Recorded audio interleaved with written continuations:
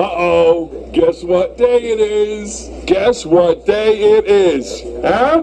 Anybody? Julie, hey, guess what day it is? Oh, come on, I know you can hear me. Mike. What day is it, Mike? Leslie, guess what today is? It's hump day. Woo-hoo!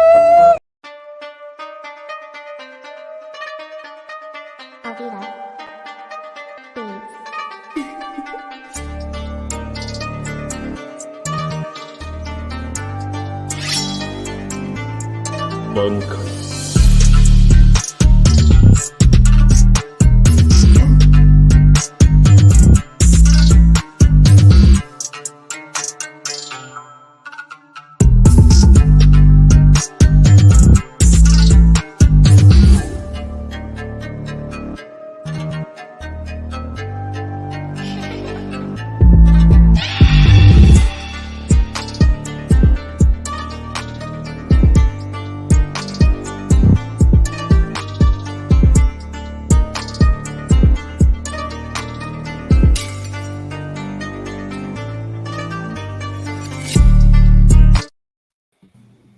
What is good? What is going on? And what is cracking? I am Philly Foothills, and I am back in another episode of East Meets West. We're blessed to have you as a guest, where we can all come together and get things off our chest when it comes to our Philadelphia Eagles.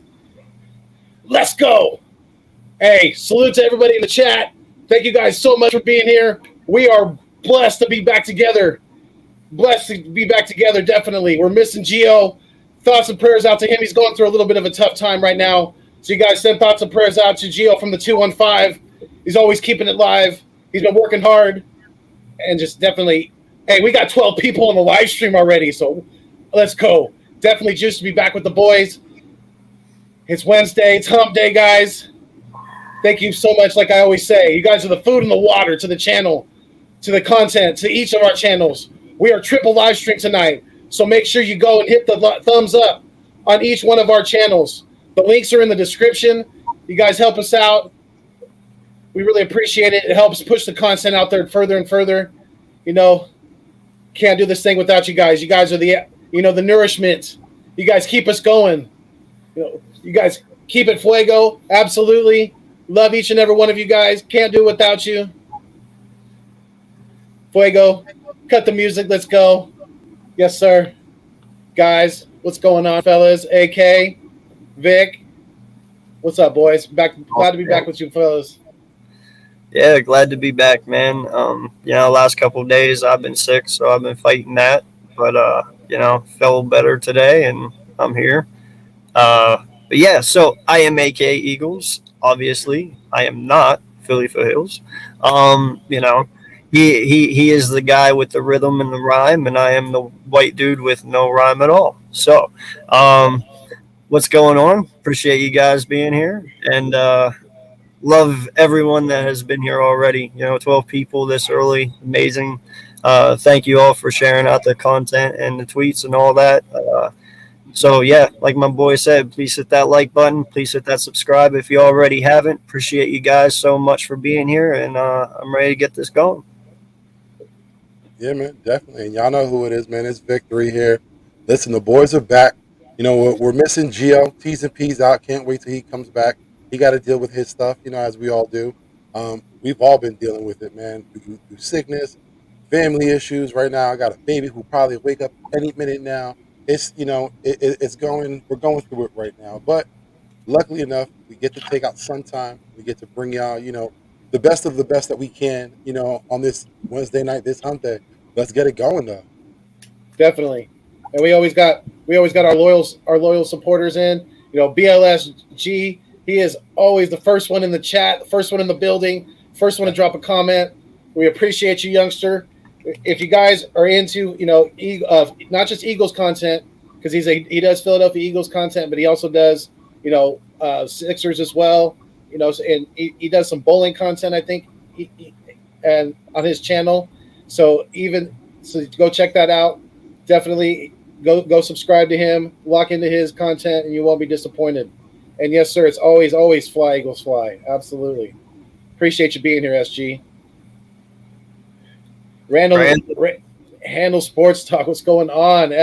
He said, let's F and go. Absolutely, my guy. Thank you for being here. We appreciate you. Yo, shout out to my boy too. By the way, he's getting ready to start his own channel here very soon. So definitely be on the lookout for him and his rise. Awesome. It's always good to hear about new content creators. Getting their voice out there, having their opinions and all that stuff heard, and it's great. It's great to hear, and I wish him the best of luck. Definitely. Yes. Keep it going, Randall. Yes, sir. Olivia Quinn, what's going on? Olivia, we appreciate you being here as well. Thank you for checking in. Nightings, what's going on, Nightings? Says, guys, I sadly can't be 3 for 3 today because my computer is so slow. Hey, that's all right, man. We appreciate you just chiming in at least one channel. Definitely. We appreciate you coming through. Definitely. Drew Johnson's in the building. What's going on, Drew? What's good, Drew? Yes, sir. It's hump day. Absolutely. We're always keeping it fuego. Definitely. Further AM. What's going on, Further? Yeah, we were in the chat earlier when AK was doing a Madden live stream earlier today. Yeah. So yeah, that was good to see Further in the chats. Appreciate you coming through, my friend. My guy's spreading out knowledge out here in the DM, so appreciate you, my guy. We were talking earlier today, and he was kicking out knowledge. Yes, sir. Always. Nighting said, "What's up, y'all? I'm going to be going outside shortly, but for now, I'm here." Hey, appreciate you. You got to get that good fresh air too. That's always healthy. Got to circulate that blood. So, yeah, we definitely don't want you to leave, but if you got to go outside if you have to. Definitely go enjoy the fresh air. Mitch Kofsky, what's going on, MK? What's good, Money Mitch? Thank you for sliding through, sir. Yes, sir. Richie MC. Hey, man, definitely, just been working on some personal things, definitely with the jobs aspect and the personal family aspect as well. This morning, I took a test to try to further my career in a different direction. So hopefully, fingers crossed, I'll find out in a couple weeks or so, 2 to 3 weeks, they said, find out how I did on that. But I've been studying for that. It was basically like a version of the ASVAB, which is, I don't know if you guys don't know, it's like it's kind of how they test your intelligence when you go into the military. So it's like an 8. Test out what you're going to do and where you're going to be at. That's where you get your MOS from. Exactly. I am very familiar with the ASVAB test. Yeah. It was a lighter version. It wasn't super hard. I think I did pretty well. So we'll see how it goes. Definitely. But hey, salute to the 16 in the chat. We got 16 bodies in the building. So let's F and go. Definitely. Absolutely. You guys, thank you so much. We are triple live stream tonight. So make sure whatever channel you're on, if you could hop over to the other one, hit the thumbs up on all 3 of our channels tonight. We really, really appreciate it. It helps push the content out there. Share it as well on any social media you can. And that would really, really help us out. Let's see if we can get some more people in here as well. But yeah, Eagles _Slayer 95. What's going on? Eagles. What up, buddy? What's going on, man? Appreciate you being here. Lost the chat jumped ahead. Give me a second. Damn. You guys are killing this chat right now. I appreciate everyone for tuning in, man. Thank you so much. Yes, definitely. Prayers go up to Gio. Absolutely. Keep him in your thoughts and prayers, guys. He's definitely going through it right now, but our boy's he's gonna pull through. He's got that fighting spirit. He's got that. Yeah. He's got that Philadelphia toughness. So he's gonna be okay, man. I know he will.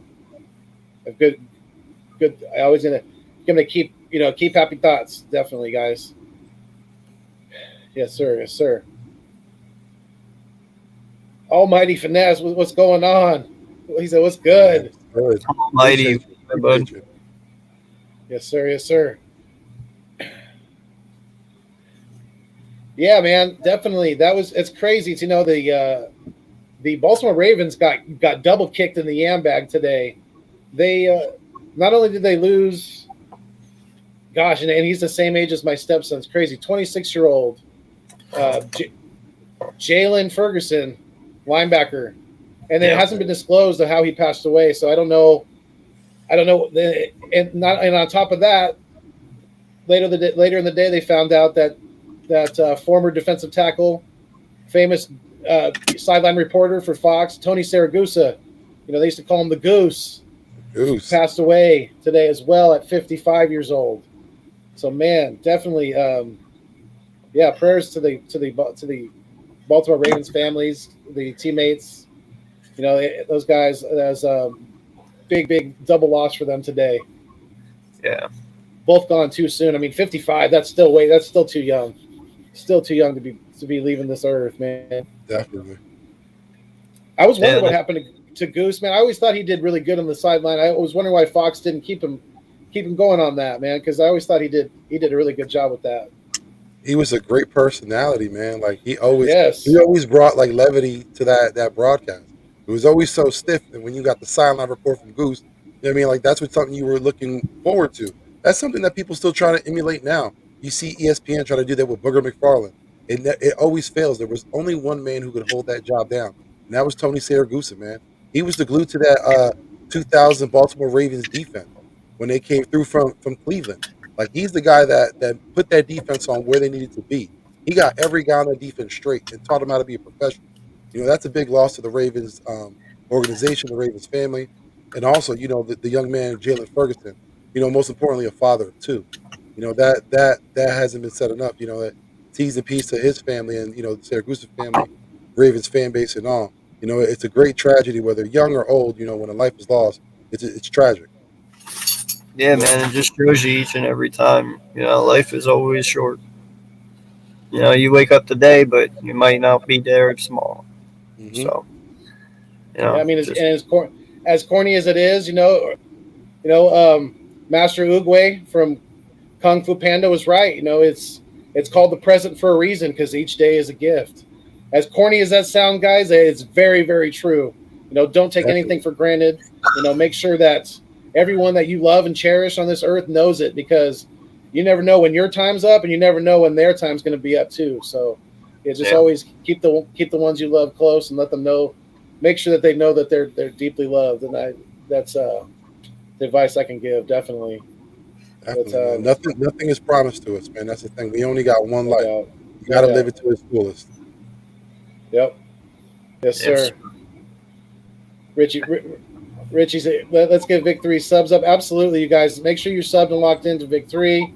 Definitely. Richie's joking around here. He said, shout out to the 411 subs that subscribed to the Loudmouth AK.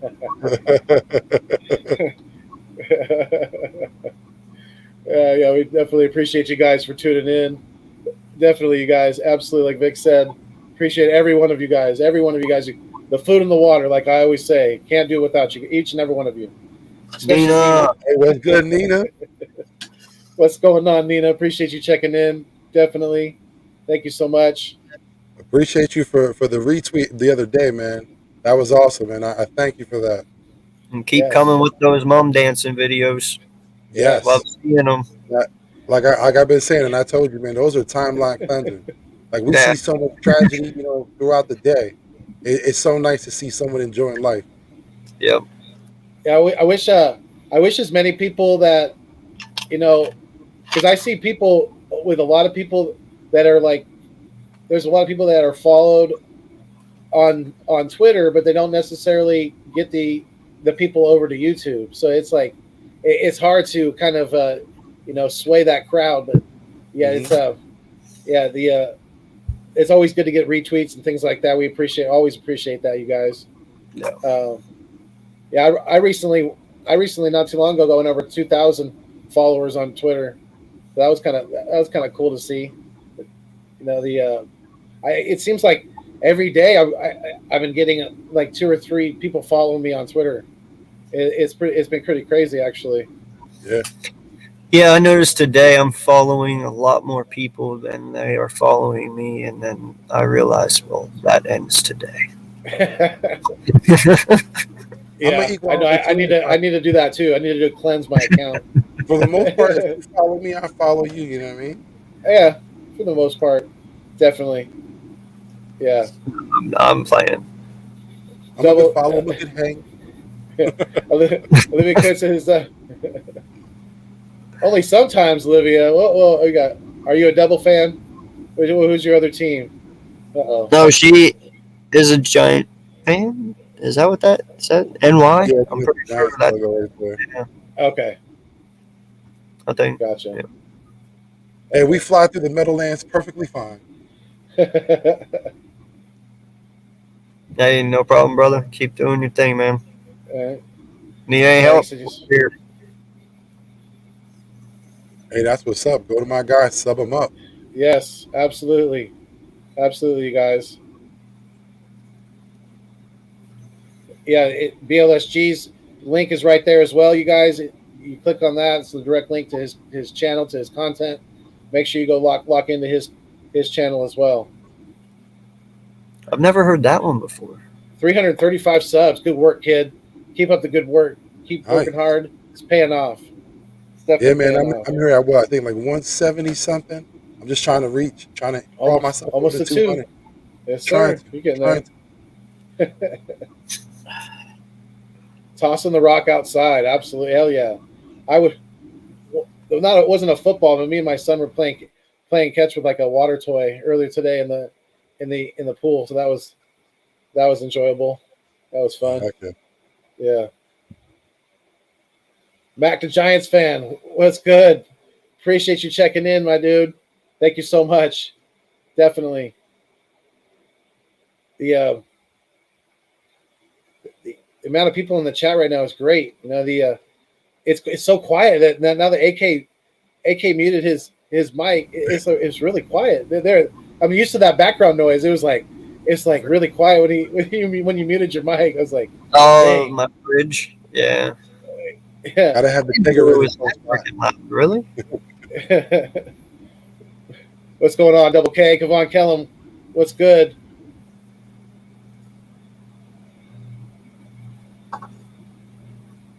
Thank you, Randall. I appreciate it. Speedy Eagle, what's going on? Thank you for checking in. Yo, what's good, Speedy? Dang. Thank you, Olivia. I think I did too. Positive Philly Productions. Thank you for checking in. Appreciate you. Shout out to Positive Philly. Thank you, Drew. Positive Philly said, "Go Birds. We're going to be a great team this year." It's looking. It's only June 22nd, but hey, 81 days away. 81 days exactly. away. So September 11th. You know what I mean? It's looking really good on paper right now. It really, really is, and I know we're all excited. We wish it was September right now. We're ready for them to get it on and cracking. Listen, I've been watching those Penn relays, and what's his name, Donovan Allen? You seen him blowing it up? Man, yeah. I'm hoping. Again, third fastest time in the hurdles. What? I'm not expecting much. I'm not saying he's gonna be a burner on the field, but if my man can take care of special teams duties, I'll be excited. I'll be happy. Yeah, absolutely. I agree. Special teams, yeah, you can fly down the field and make some tackles. More power to him. Let him be a kick returner and a punt returner. Listen, my guy's running hurdles. I think I mentioned it on my tweet. They talk about straight line speed and how that can translate to the NFL, especially when you talk about track guys. But he's running hurdles. He's used to having obstacles in his way, and we've seen what he can do in Oregon. I'm hoping that he can get that form back and he can do some magic on the field. Yeah. Yeah, I mean, I hope it translates over. That'd be amazing. I mean, that's a steal if it does. Definitely. And so, yeah, that was one of the things I wanted to touch on for tonight. And Almighty Finesse brought it up. We recently acquired veteran safety, Jaquiski Tartt from the 49ers. And I was trying to get my friend 49er Jay, Niner Jay, to come on with us tonight, but he switched jobs and he's working nights now. So shout out to Niner Jay. hope things are going good with you and the family. You know, I think he's got three little ones now. So, you know, yeah, I wanted to get him on to get his opinion about Jaquiski. But what do you guys think about this move, and how much realistically do you see him playing this year? AK, what do you think? Damn, he went with me first. Now that we got 20 people in the chat, no pressure. Yeah, right. No. Listen, man, I like Tartt. I mean, but I really like Epps too. I get what Tartt did last year. He was a safety on a defense, and they went to the championship game, and they ultimately lost that championship game because he didn't catch an interception. But it's a good signing. I can't sit here and tell you if he's going to start or not. Like I said, I have very high praise for Marcus Epps. Maybe there is a way that they kind of alternate between them. Maybe they used. I don't know, man. I don't know. All I know is they have a reason for getting him. It is a pretty decent signing. It's better than what we have behind Harrison Epps. So as for me, it's just kind of more of a depth signing than an actual starter. But I mean, he could surprise, and he could. I don't know, man. I really don't. I want to say he could be a starter, but I also want to sit there and say that he's going to be rotation because I think that highly of Epps. So I'm torn. That's why I didn't want you to go with me first. I'm not. I think I made it known at the end of the season. Especially with what was going on this offseason. Howard Roseman, what he did in free agency, what he did in the draft, what he did to rebuild this defense, to put this squad together. You're not going to tell me he's going to do all that and then negate the safety position. I told you, we're going to need another safety here. We're going to need competition. We can't be that same team, which we neglected with the linebacker position the same way, where we get this talent, we bring it all around, and all of a sudden we're going to negate a position. We're okay. We're set with what we got. And it never worked out. Let me say it again. Never worked out. That's why our linebacker position was such a horrible disarray. But then they took care of that. We all like Epps. We all like that we can be. He's a guy that came through. But the thing is, you can't do all this work and then be okay with what you have at safety. There was no way you could be okay with it.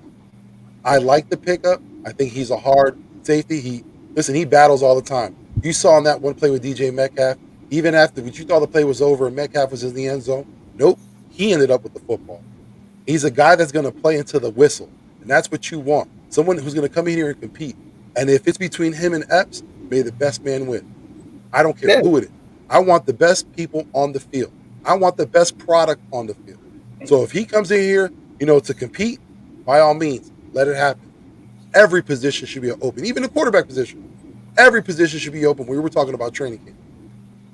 Absolutely, there should be competition at every position. Even if you know who the starter is going to be, especially at like quarterback, there still needs to be a level of competition to where, certain positions, especially the backup quarterback, is not slacking off just because they know for sure that they're going to be the backup quarterback.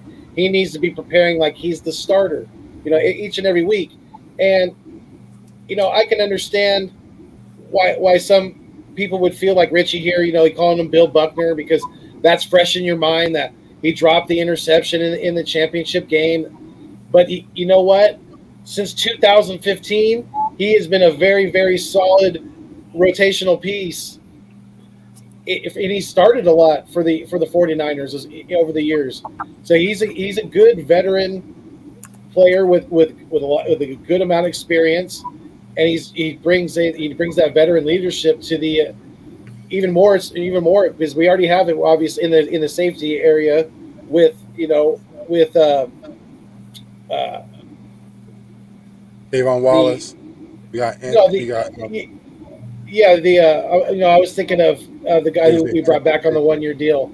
I don't know why his name's escaping me. It always happens when I'm on here. Anthony Harris? Yeah, Anthony Harris. Thank you. Yeah.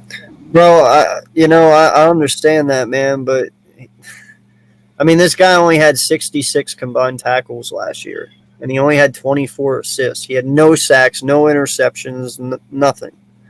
Like, I get it, but Epps had more interceptions than him last year. You know what I mean? Like, Epps had 3 or 4, I believe. So this kid only had 66 combined tackles, 24 assists, no sacks, interceptions, none.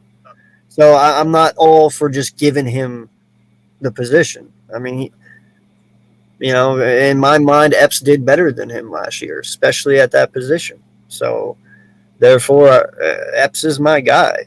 To me, he's just a depth piece at this moment until he proves otherwise. Yeah, I mean, I'm very high on Marcus Epps too. So he's gonna have. I think that Tartt is gonna be battling for a position on this team. I really do. There's people that think he's gonna automatically make the team. I don't know about that. There's no guarantees, in life. So especially in the NFL, in the business is, what have you done for me lately? And he's definitely got a new system to learn, and we'll see what he's got left in the tank. He's, like I said, he's been in the league for a little while now. So, that's one of the things I do like, because when you're talking about, Epps does have the upper hand. He does know the playbook. But you got to talk about a guy who was just under Robert Saleh, who just came under D'Amico Ryans. So he has a wealth of knowledge that Epps does not have. Like I said, I love competition. I'm not trying to have a popularity contest. I want to see good competition on the field. I don't care if you've been here for 3 years, 5 years, 10 years. If you come here and won and you can outbeat that guy, outplay that guy, and you're the starter. That's all I care about. Like, I got it. Epps is the fan favorite because he's been here for a while. But again, my thing is, who's going to perform better on the field? That's all I care about. But wait, I don't understand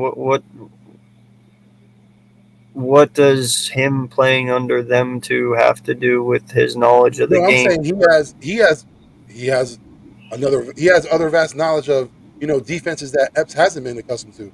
Epps has only been accustomed to the Philadelphia defense. That's it.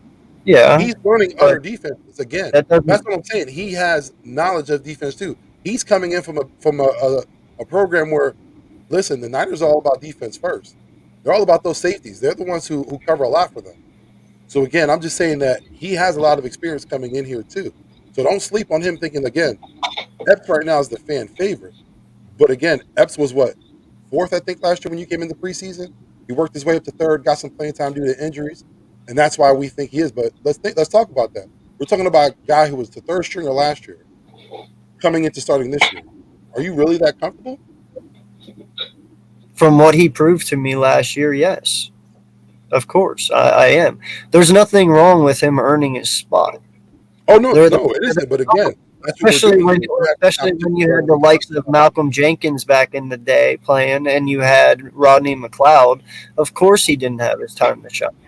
And then you go out and you get rid of Jenkins, and then you fill that void, and you still have McLeod at that point, and he really didn't get his time. Well, now our vets are gone. It's his time.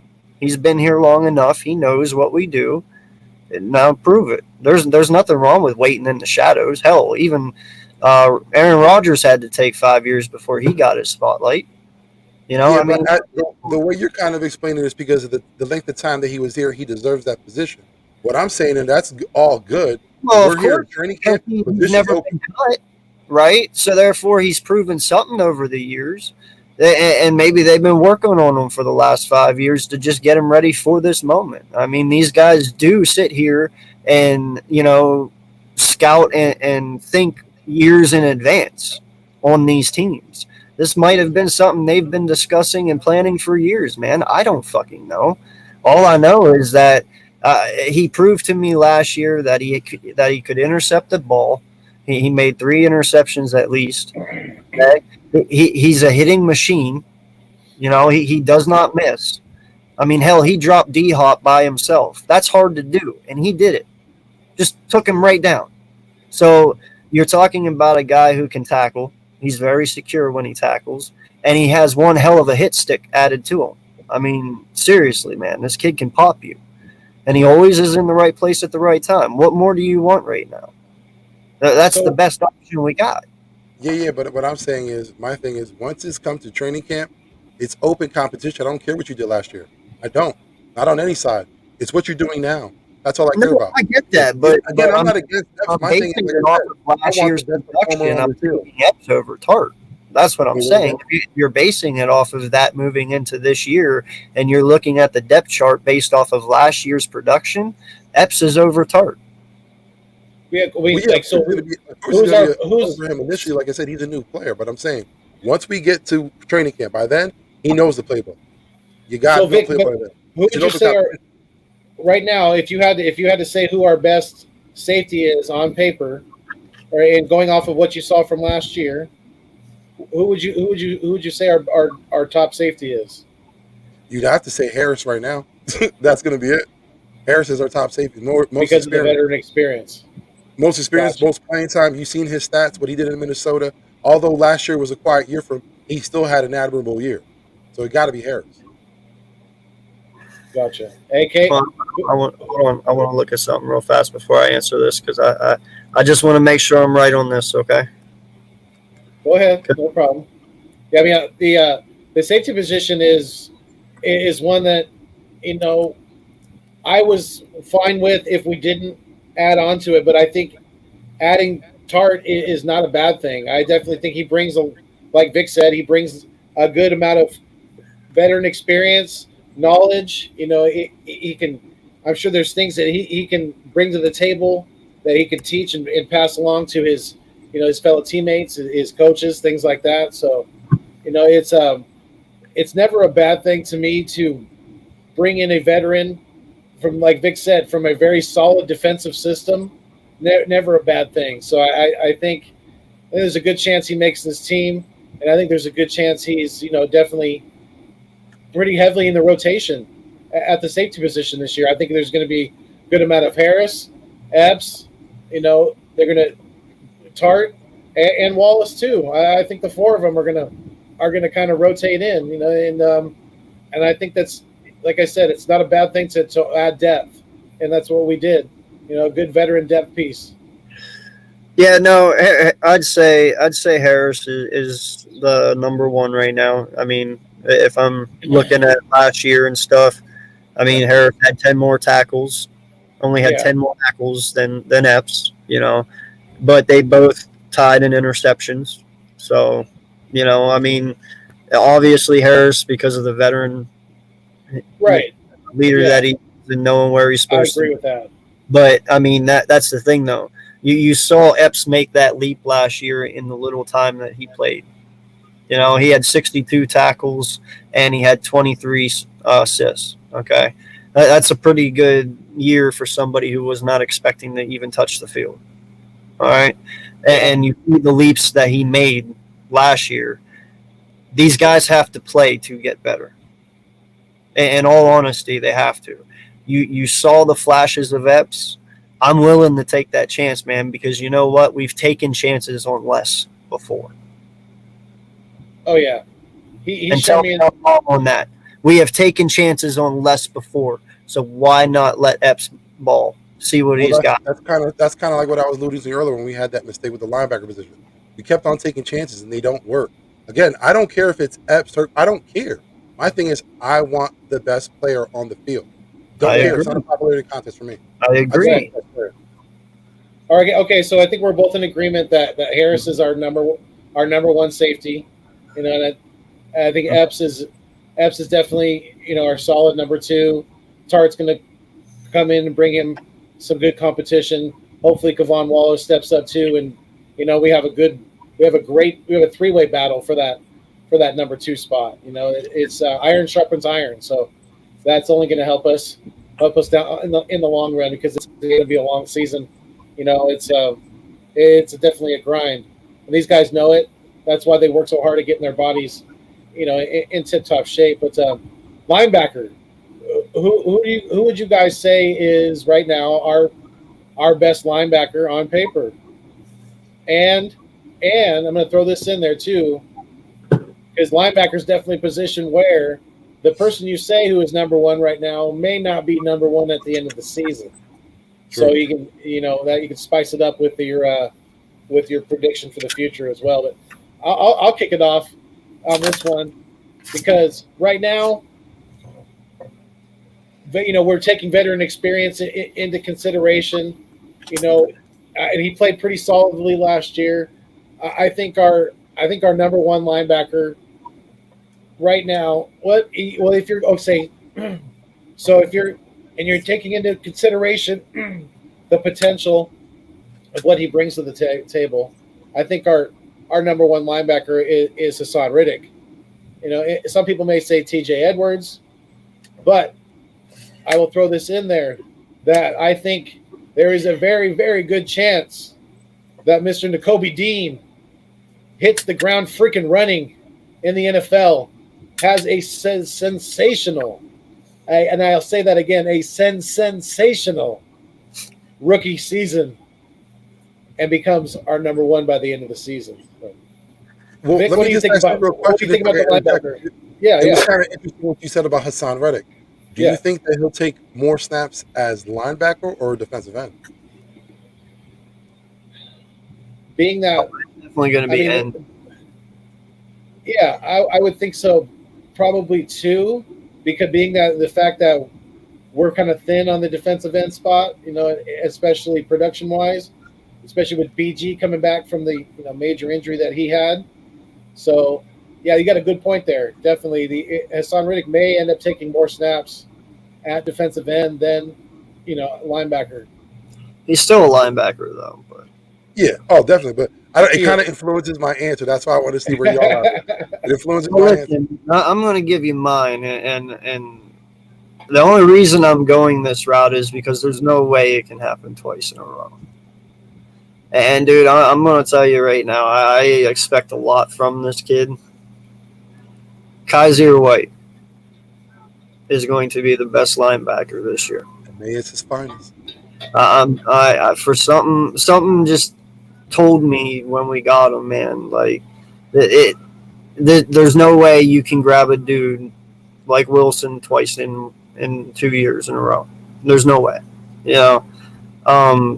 He had a pretty solid year last year, and I think he had like 125 tackles, something like that. So this kid's young. He's motivated. If he stays healthy and he does not pull a Wilson on us and he actually taps into his full potential, man, we might have stole one right here. Mm-hmm. I really like Kaiser White, man, and he might ultimately pan out to be our next good linebacker. I'm not going to say great yet. I'll say good. Great's hard to put in a category for that, Right. Definitely, especially at the linebacker position. I mean, to be considered great at that position, it takes a lot. Definitely, Yeah. It takes consistency for years.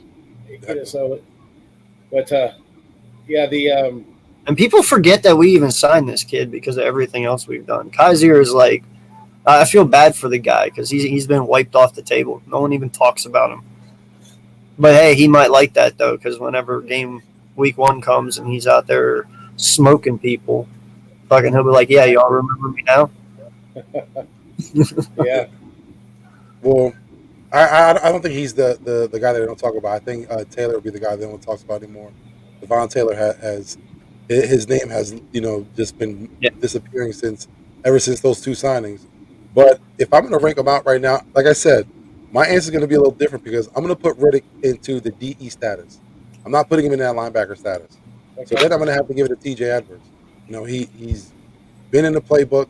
He's been here for that time. He is that leader on the defense. He is our middle linebacker. He will be our middle linebacker. Then, like AK said, you got my guy, Kaiser White. Like I said, May's his finest, Hornets all the way. He's going to come in. He's going to surprise a lot of people. Lock down those tight ends. Lock down the middle of the field. Then you got the youngster, Nakobe Dean. That's going to be our start. That's the way I ranked them. That's going to be, our starting linebacking core. Yeah, I like it, and it's kind of it's really a blessing. It's a breath of fresh air to be able to talk about having good depth at the linebacker position. I mean, we went from a bare cupboard to a pretty nice a pretty nice little linebacking core now. Yeah. It went from a weakness of our defense to somewhat of a strength. So it's a very very good improvement, and I'm excited to see this group work together. I think we all could agree, though, it could use a little more work. Listen, with I Kaiser would here, not like that coverage even. defense is going to be insane. Because he's a former safety, like I said, very fast, got good eyes, good hands. Then we're talking about the rest of the backfield. You got Big Play Slay, you got Bradbury, who right now I'm a little worried about, but we'll see as time goes on. You got Maddox, trusty safety. We talked about the safety position. It's going to be scary to pass on us. If everything comes together, listen, it's going to be tough to throw on us. Yeah, yeah. I think we all know that. I think we all know that big that Darius Slay, Big Play Slay, is our number one corner. Like you said, we brought in Bradbury to be that cornerback too, and he's been a little shaky at OTAs, things like that so far, but I think he's going to be fine once he gets to know the system a little bit better, gets a little more familiarity with the guys around him, with the coaching staff. Gets a little more comfortableness under his belt. He's gonna be just fine. So, and we arguably have the best slot corner in the league. I mean, he's one of the best. It's probably top three in the NFL that had a breakout stellar year at the corner slot position last year in Vontae Maddox, which is pretty cool. I've got to get my daughter one of those jerseys because that's her birth name is Grace, but my daughter's nickname is Maddox, and she goes by Maddox most of the time, which is pretty cool. I never when he first got signed by the team, I was like, oh, this guy's he'd probably be on the practice squad and be off the team in a year. I won't bother buying a jersey, but now, I could definitely invest in one. There you go. Hold on, I just seen in the comments we got Philly Fresh in the building. Yo, that thank you for coming through, my guy. The Appreciate general, it. Appreciate absolutely. it. Yes. You guys go check him out. He dropped a video earlier today. Yes, Yodat, absolutely. He dropped some content. He was talking about ranking importance of Philadelphia players this coming season. So go check that out. Go lock into his content if you haven't already. Go subscribe and let him know the East Meets West sent you. Definitely appreciate it. Salute to the My general. man knows his shit. Go check him out. Absolutely. You got to listen to the Philly Facts of the day. I mean, the Philly Fresh Facts. always dropping gems. Yeah. Straight gems every day. No doubt. Yeah, Man, that is out of my realm, bro. Who's that for Kaiser, right? That's what Yeah. I'm talking about, Kaiser. Yeah. If he's at 230, man, that's I don't know how that affects his speed because I think he's in that mid 220 range. You know what I mean? Like that. You want his speed to be up. I don't know if you want him to be too big, too bulky, but he's at 216 right now. I think he's a smaller guy. Yeah, he was a safety. He's always played safety, running back, cornerback. Like he's always been a smaller guy, but he can handle. He can handle. He can handle. That could be what he's doing in the offseason. He could be bulking up. I don't know. Yeah. Yeah, I don't know, man. But all I know is if it ain't broke, don't fix it. And it wasn't broke last year. He played well. I would not change anything. Just let the dude keep doing what he's doing, But True. Yeah, I always think players have a tough time when they do that. When they try to tweak their body weight and they try to I know it's a different position, but when we talk about Carson Wentz, we saw the struggles that he went. One year he came in, he was a little bulky. Next year he slimmed down, and those were the years where he got hurt. And but even though he played a little better, he was able to move around better. So with players, moving up in that weight, they got to find that sweet spot. Bro, I'm telling you right now, if I came out and I had an MVP year at this certain weight, at this certain body mass and shit, dude, I would never change it. I'd be like, that's where I'm going to play because that's like your perfect zone. You know, if Plus, you it go too probably all far depends away on from the what's other, going on, though. yeah, Like you said, if it's working, you stick with it. yeah. You don't fix what doesn't need to be, what's not broken. You know, if it's working well, Obviously, you you got stick to with it. polish it. Yeah. Oh yeah, you got to make sure you're not, that you're not predictable and you're not, you know, easily defended, things like that. But yeah, you keep at it. You like you said, you polish it. Yeah. You keep that engine running smooth. Keep that oil running nice and lean. Absolutely, you're going to be good to Like, go. like for instance, man, Eddie Lacy went the wrong way about it. That's a great example right there. Let's be He tried, honest. though. You got to give it to him. He Eddie kind of Lacy tried. took Chinese food to a whole nother level.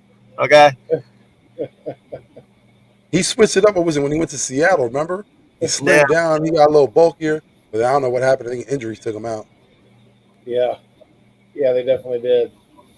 They definitely did. Well, I mean, you've seen that's what happened to Colin Kaepernick once he stopped using the human growth hormones, whatever he was using when he was in the league. He got skinny real quick. He was big. He was when he was scoring those touchdowns, kissing his bicep. He was pretty yoked, man. And then he stopped working out. He got skinny real fast, real fast.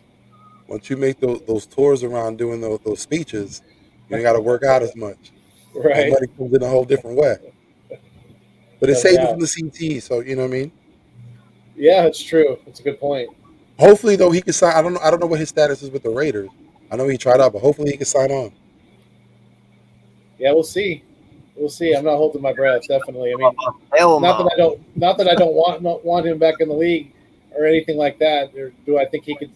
I'm sure he could probably still throw the football, probably better than some quarterbacks that are playing in the NFL. But I just think it's been too long now, and I don't think it's going to happen.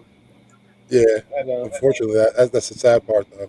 It is. No, I ain't It is gonna lie, bro. At one point down the line there for a little bit, I was sitting there and I contemplated on whether or not we do it before y'all go like, oh, well, we did it for Vic. You know what I'm saying? So I was like, we are one of those teams who we Yeah. kind of try to look past all the bullshit, especially if you say you changed. And we're a second chance type team. We like to do stuff like that. We did it with T.O., we did it with Vic. Like I was like, we would be that team to do it. Watch it happen. And it never did, but I always thought maybe somehow, some way they might have flirted with it at one point. That was before Hurts and while Wentz was doing his crap. Right. The sad part about Kaepernick is, and a lot of people say that it was the NFL that blackballed him in. Some owners may have had their stance and didn't want to deal with him. But the biggest issue was that you had sponsors that basically blackballed him. It wasn't so much the teams. It was the sponsors basically saying, if you sign him, then we're not going to support the team. Now, that's big money coming through, and that's what they were going to deal with. That's why he became such a liability. Because that sponsor money is what counts. Right. It's politics. When it boils down to it, it's politics. Once he crossed into that area and you're affecting corporate money, then yeah, that's a big bone to be chewing on. Well, I'll say this: if you're a hero, you got to walk through that fire. He walked through it perfectly. You know what I mean? Like he held his head high. He handled it the right way. So, like for me, like I said, he is a hero. Yeah, for sure. But I mean, what's that famous saying? Ultimately, don't shit where you eat. No kidding. Yeah, very good. Very true. Very, very true. So going back to the player rankings, kind of the defensive end spot. We talked about corner already. Oh, actually, you guys didn't really chime in on corner. I mean, obviously, it's kind of we have our 1, 2, 3. Slay is obviously our number one, right, guys? You feel the same way? Yeah. Well, the one thing I don't think we thought of is now we have 6 corners on the roster. One got to go. And one we made a move to get, no matter who it is. We're not going to get rid of McPherson. It looks like it's between Gowan and now Vincent Jr. No, it would be Vincent. Training so. camp has not taken place yet, so I will not say who the odd man out is. I'll let the competition speak for itself. Yeah, man, someone's going to be out. I know Tay's been working his tail off this off season, so hopefully it bleeds through onto the field, and he's able to open some eyes from the coaching staff. Yeah. No, I know there's a lot of people out there who are worried about the Bradbury thing sometimes. You hear people questioning it. And I understand, but a lot of people need to realize, though, he's not taking on wide receiver one now. He'll be taking on wide receiver twos. I believe a lot of his downfall last year was due to just the whole dysfunction of that team from the ground up.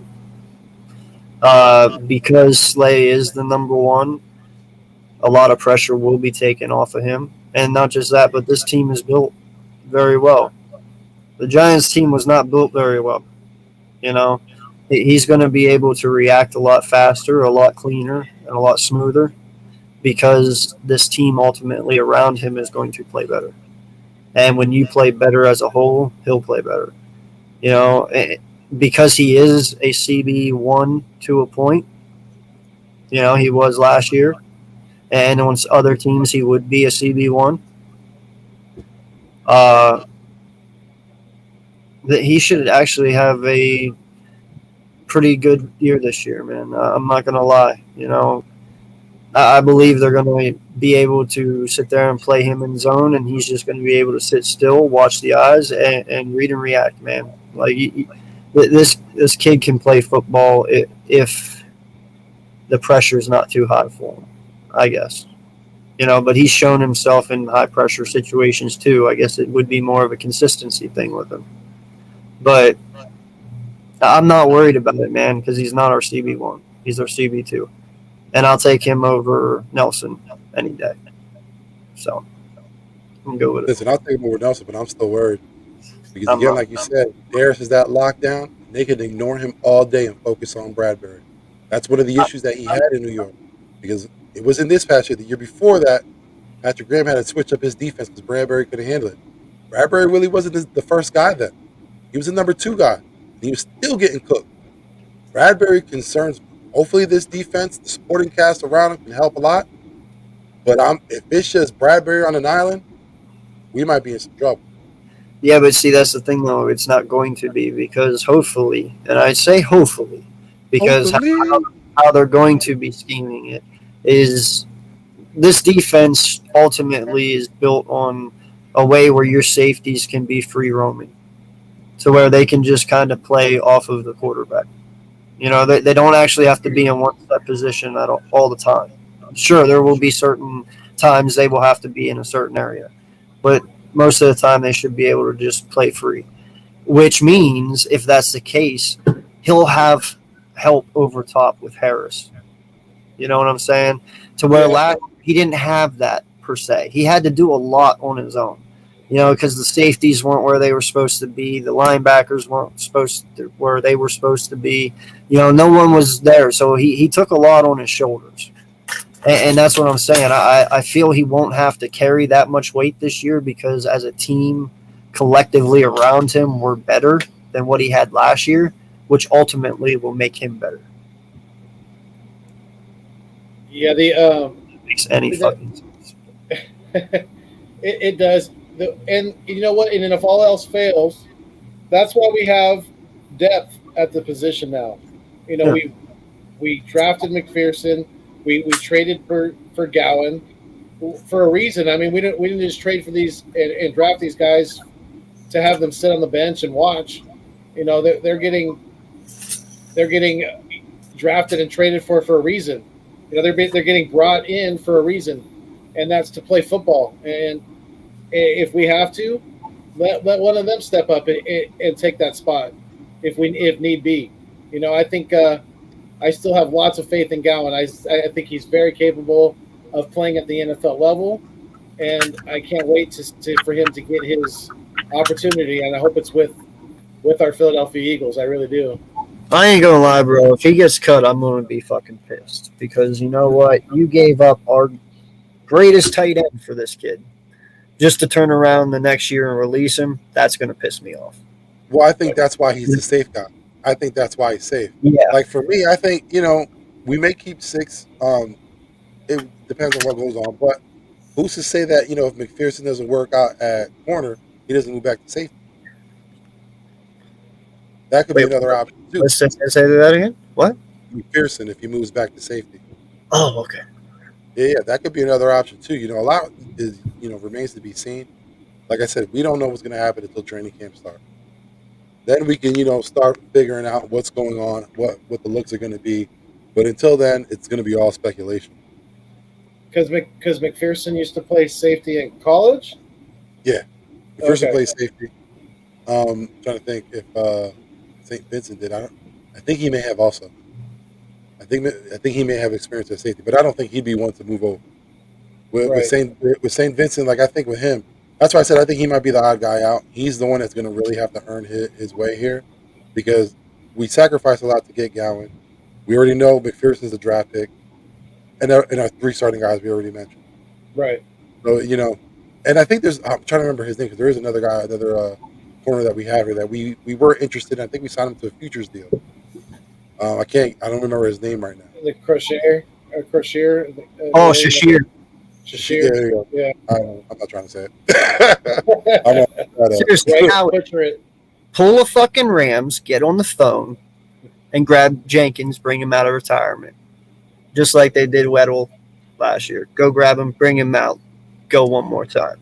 I know that's hopes and dreams, and it'll never fucking happen, but with Weddle, I think the reason why that worked, that's like if you ever watched Fast and the Furious, you know how when they tell you got to hit the nitrous at the right point. yeah, That was Weddle. When they brought him in, Too they brought him in at soon, the right Junior. time. They knew he had a certain amount of games you can get some greatness out of him, and that was it. That was the allotted amount they had. Yeah. Yep. That's true. Yep. It's true. So defensive end. Obviously, Brandon Graham's coming back. Mhm. He's gonna be number one, obviously, in my book. Number two, unfortunately, oh no, what am I saying? Number Josh 2 is Josh Sweat. Yeah, Number 3, unfortunately, would probably be Derek Barnett. Teron Jackson's is going to give him a good run for his money, in my opinion, at that spot right there. And don't forget the aforementioned Hassan Reddick. right, He's gonna be Hassan a Reddick. lot of D position right there. let me throw He's definitely going to be the number 2. Milt Williams, That number Big 2. Milt. We all Yeah. know Big Milt played defensive end. Milt Williams Teron to slide Jackson. outside. Happy birthday, Teron Jackson, by the way. Let me just shout that out. That's right. I seen that earlier. Yeah, big Kobe Bryant fan. Big Kobe Bryant fan. Yeah. That's I seen that on Twitter. Yeah, he's a happy birthday, Teron. Definitely enjoy your birthday. But so what do you got? AK, what do you think about the defensive end? Depth, in your opinion. Oh, dude, I've already been on record saying I really like our depth on both offense and defensive line. We've always been that team to build trenches first, and we do it all the time. Yeah, we were a little lackluster there last year, but we're not now. I'm not too worried as long as everyone stays healthy and this defense plays the way we all hope it is going to. Should be okay, man. I'm just happy we don't have any dead weight like Ryan Kerrigan on the team. We know every defensive end that we have on this roster will be playing. They will be in a rotation. No one will be collecting money on the bench. It's true. Yeah, no. Earn their keep. Kerrigan. That was, we all thought. A waste of a signing. Well, you know why we were all? It was. I don't even if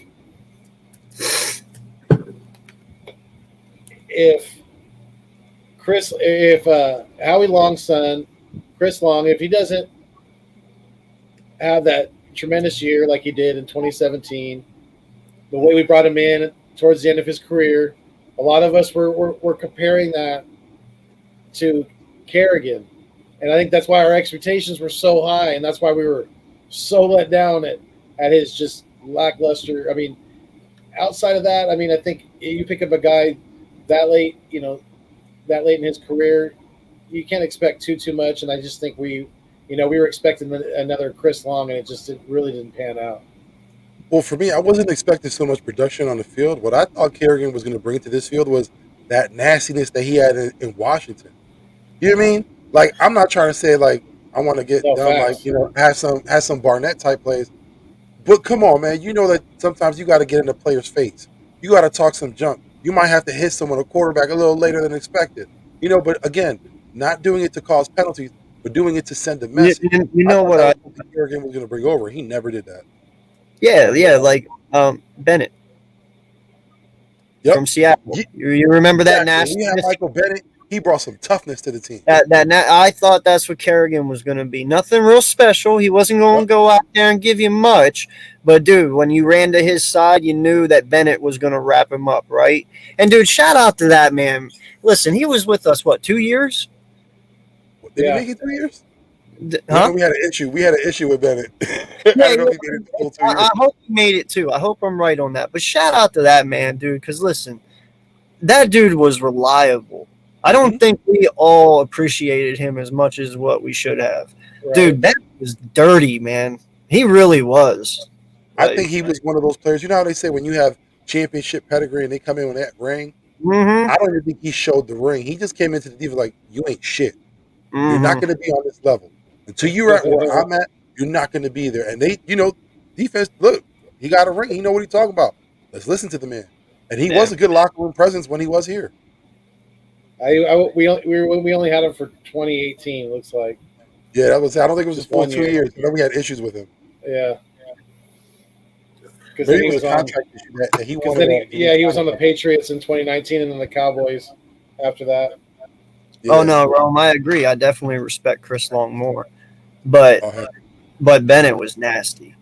Listen, Like, I consider Chris Long an Eagle for life. Dead serious. The amount of love he still shows on his podcast, how he talks about the Eagles, man, he an Eagle for life. Bennett, yeah. Nah, man, he was just nasty, dude. Like If only his brother played for us, though. I thought Right. that He would be able to get both. we do it that year, dude. I really thought, because when we got him, I was like, oh, here comes his brother, and then it never happened. And we've been fighting everybody. Yeah.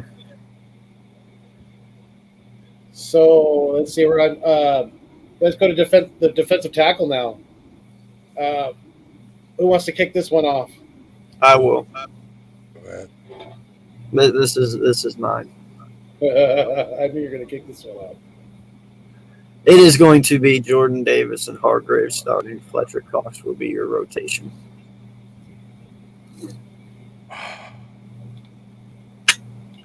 Yep. I beg to differ. You can beg to differ all you want, my guy. Listen, you don't even know. So Jordan Davis is going to beat out Fletcher Cox for the starting position. Bro, I don't see how he can't. I don't see how he can't. Tell me. I mean, did you see the picture of him standing next to him? I never thought anyone could make Fletcher Cox look small. He does. Yeah, what do you got? 2 inches on him, right? You got about like a good 2 on him. I'm telling you, bro, how can you stop him? And if you listen, Hargraves proved last year he was a wrecking ball. Now you put Davis right next to Hargraves, he's a way bigger threat than Cox at this point in his career. Like, let's be honest, this kid is very young, he's very strong, he's very fast. You team him right next to Hargraves, that is just nasty. And then you bring in Fletch for your third down or whatever, and keep him fresh all year long, dude. Come on. And then just sprinkling some Milton Williams on edge and DT. Let's go. I'm ready. Come on, man. I'm ready. There's no way. I'm sorry. I love Fletch. I respect the man. He's a legend. But he ain't beating my boy, dude. I'm sorry. He's not. I mean, unless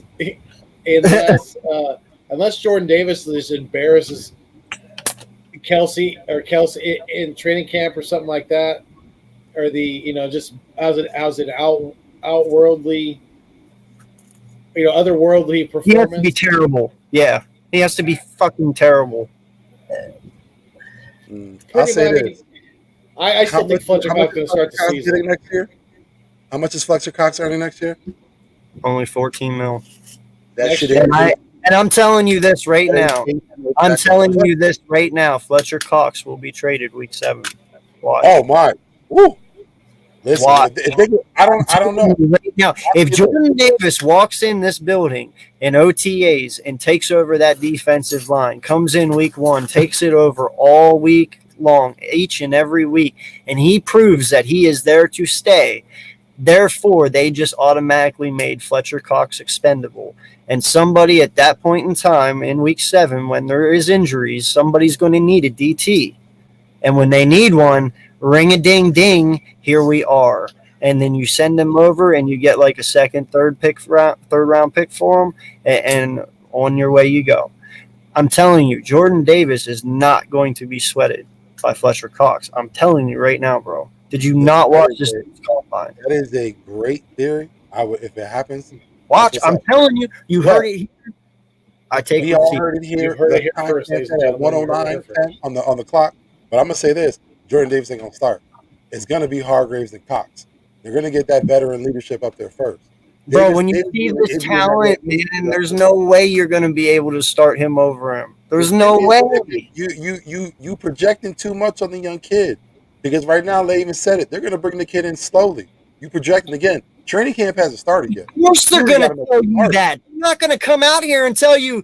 Oh, listen, I'm gonna tell you how it's gonna be. Again, you gotta understand the business of the NFL. You're not paying Cox to be sitting on the bench, my guy. It's Hargraves and Cox. You're gonna have Williams, and then you're gonna have Davis rotating. It is what it is. In the middle of the year, if they find a team that can take Cox, and we're in a position where we can give him up, Howard's gonna make that move. But again, why would you want to give up this beef front of a line just because you think because if he proves you do not need Fletcher Cox, then you move on from him. What are you talking about? What do you mean? Dude, you gotta get rid of the love for him and put that aside and think about the team. Hold on now. Me love for Fletcher Cox? Come on. Come on. No, because you're hating right now, dude. Listen, I'm telling you, if Jordan Davis comes out in OTAs and spring training here and all that, and he comes out and he dominates, I'm telling you, if this kid dominates, there is no way in hell they're going to start Fletcher Cox over him. There's no way. If it's too big. If it's too big. We haven't seen anything yet. Look at like Rob says, he is the 12th overall pick. AK Rob says, Howie always plays cap value first. So even if he starts Fletcher next to Hargrave, they could have big JD in a heavy rotation. To keep Fletch that much fresher. You can have Jordan Davis, why did it take so long for Joshua to start? Because you had a higher paid Barnett ahead of him. No, I said. Just know I told you. NFL game. Just know I told you. And whenever it happens, and you come to me and say, AK, how did you know? I'm going to be like, because I fucking knew. Okay? You should listen. Okay. If it works out that way, they're great, but I don't see that happening at all. It's not about that, dude. Do you know how much money we're about to have going forward here? Dude, they can easily we're third worst in spending. It's not that good right now. I'm telling you, I'm saying in the future, man, our cap goes up each and every year. It's going to keep going up because right now, dude, we're only paying $20 million for our whole offense. 20 mil. That's fucking amazing. That is cheap as shit. Okay? 2 years, that price is going to go up. That's 2 years from now, bro. And anyway, listen. Okay, so all right. Listen, I want to ask you a question. All right, if Jalen Hurts comes out this year and he wins 11 games, wins the NFC East, wins one playoff game, and then loses out, and he wants a contract, he proves to you that he is that guy moving forward, that he can handle it. But because of his stats, the amount of money that he gets, and I know Jalen, I don't know him personally, but I know him as, from what we see, he doesn't seem like a greedy guy. He understands how football is. He understands he needs a team around him to win. Okay? In my mind, you're probably looking at paying Jalen $30 to $35 million a year. If he accomplishes what I just told you, even one playoff game. He's maybe only going to get 30 to 35 million a year, and you might get 3 or 4 years out of that deal. Okay. Yeah, but one That, thing you're not factoring that, in is all you're right, really first going off, to be the that's, only one looking for a deal. You got to huh? think also of Dickerson by then. Schmitty's next year. There's guys that are coming Bro, in with deals, especially at that time. We have to save money now so that way we can spend it later. We no, fuck up the cap okay, now, we have nothing later. And that's in I, 2 years. okay, That's 2 I years get it. time. I get it. But listen, this is something I explained on Mitch's show the other day. Do you know cap over cash? Do you know how that works? Do you know how the Rams are exploiting their cap right now? Everyone's like, how are they doing it? It is the cap over cash. There is teams out there who literally, all right, whenever you think of the cap, all right, and there is a max dollar on that cap, that's not literally all the money that team has in the bank. No, they got millions and millions of more money they can toy with.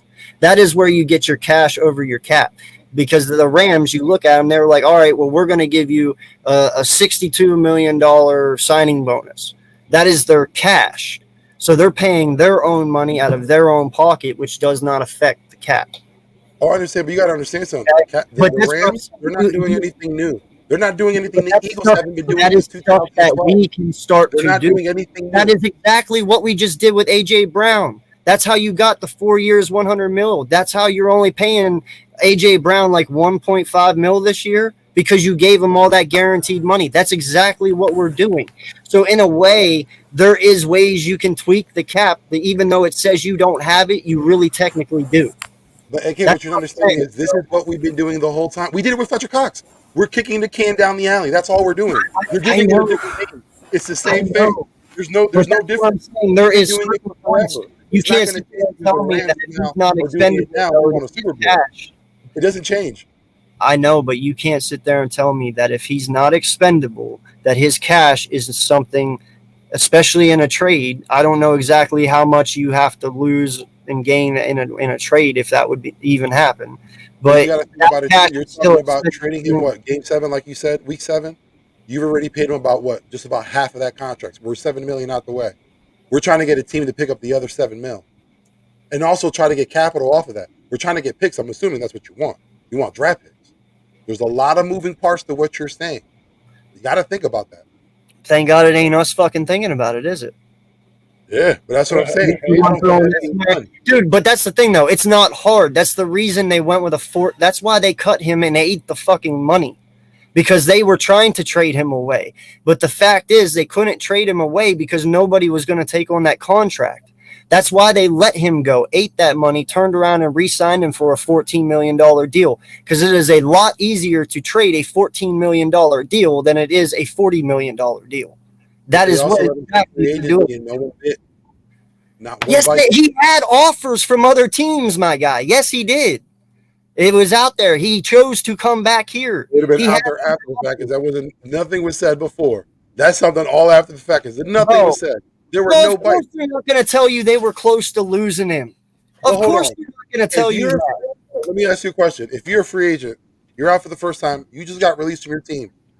You're not going to test free agency. You're not going to try to play other teams to get more money out of Philly. There were no offers, my guy. Don't take those stories because if they were, Cox, especially Fletcher Cox, would have used that leverage to get more money. No, he wouldn't have because he knew he wasn't going to get it. It has nothing to do with time off his contract. What are we talking about here? Fletcher Cox would ask for more money. Let's be honest. If there was he can't. Yeah, but dude, that's what I'm trying to tell you, bro. There is to a point that Fletcher knew he could only get a max amount of dollars with us. That's the reason he dropped his entire fucking contract to begin with. That's the same exact reason why we just ate all that money. Well, listen, Fletcher just said it. When they asked him, why did you take a pay cut? Why would I take a pay cut? Why? Why would I take a pay cut? If they're going to pay me 14, they paid it before. You know, I'm not going to do less this year. I'm do the same as I did last year. So why would I take less? If another team offered Fletcher 16 mil, Fletcher would be playing with another team. But again, there was no team. It was only us. Listen, Fletcher's value went down this year. That's the only reason why That's the only reason why we got him back on the deal because he had no market value really. And he's right. If he would have had better offers on the table, I'm pretty sure he would have exercised those deals. I mean, I thought that was pretty evident the way that we seen how Fletch was playing and like the talks of, you know what I'm saying, like his value. I'm just telling you, man, if you're going to give me the same exact effort I got out of you last year and only give me 2.5 sacks for 14 mil, then you can go fuck yourself and walk. Sorry. I'd rather have Jordan Davis in there, a kid who is a stud and is going to give me 100% each and every fucking time because he has something to earn and something to prove and money to get. All right? Fletch got his fucking money. He don't give two shits. He's 1 foot out the fucking door. I'm taking Jordan Davis over Fletcher Cox. I'm sorry. I think you're going too hard on Fletch. You got to understand. Like, No, I'm not going hard, man. Trust me. I've watched this guy his whole career. yeah, Well, but here, I'll just give you some insight. I love this guy with all my heart. But listen, I'm tired of holding on to players too long, like JP. You know, and some of these other dudes we should have let go of a while back. Listen, when we drafted Davis, obviously we knew that was his error.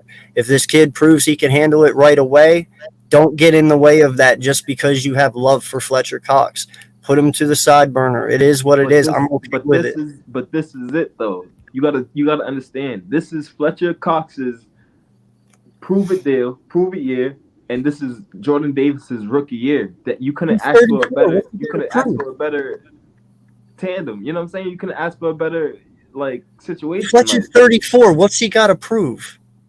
What do you mean? He's earning a contract. He has a Bro, lot to prove. like I said, last year. He might have 2 years left. He has nothing to prove. What he's got to prove, like, oh, I can last one more fucking year. Bro, each and every year is one more year for him. I'm saying, as in football terms, you know what a prove it deal is. Come on now, don't try that. Don't. No, I get it, but there's nothing left for him to prove. He's proven everything. That's not the case. But that's like saying, look at Von Miller. Why did he go with that deal with Buffalo? Because he still has something to prove when he was in Buffalo. He went on to the Rams, got a Super Bowl, and went on and what? Got a big contract.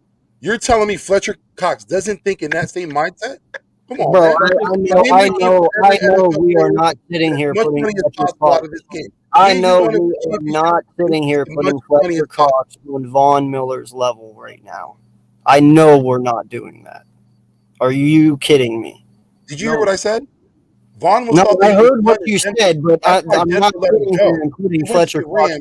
His status got elevated, and he played that and used that onto Buffalo. Got his own deal. Got a ridiculous deal. You're trying to tell me that Fletcher Cox doesn't see that same mindset?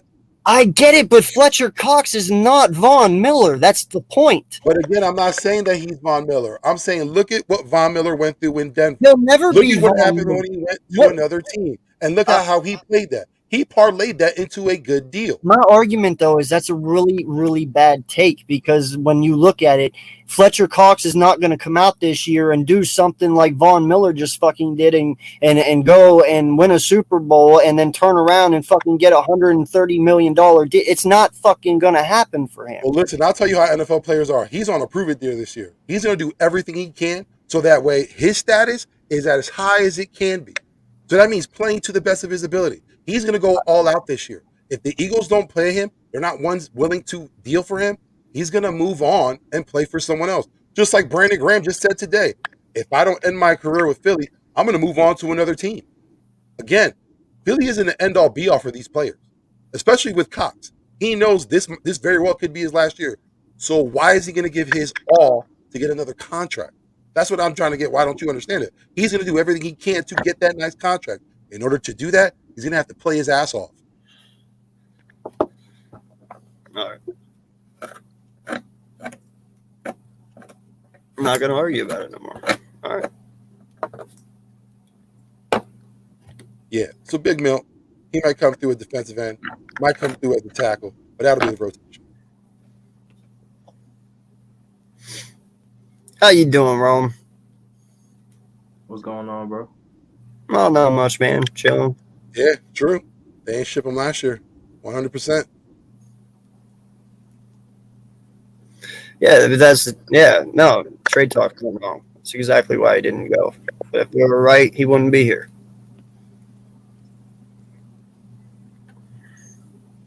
So, what's the other questions? I think we lost Foothills. I think he might be gone for a minute. Okay. Yeah. And let me ask you a question. We all seen what took place with the Commanders, with Daniel Snyder, all that. Now it looks like the what is it? Some kind of competition committee is asking them to come through. Roger Goodell basically blew them off. But the thing is, if they find out that all these transgressions with Dan Snyder, with the cheerleaders, with keeping money from the NFL, is there anything that they'll finally step in and say, all right, enough's enough? Or do y'all think that Dan Snyder's going to keep on being the owner of the Commanders? No one want to touch that first? Okay. Yeah? No? I don't even care about the Commanders, so I mean. Nah, man, listen, I honestly don't think anything's going to come about it. And do you want to know why?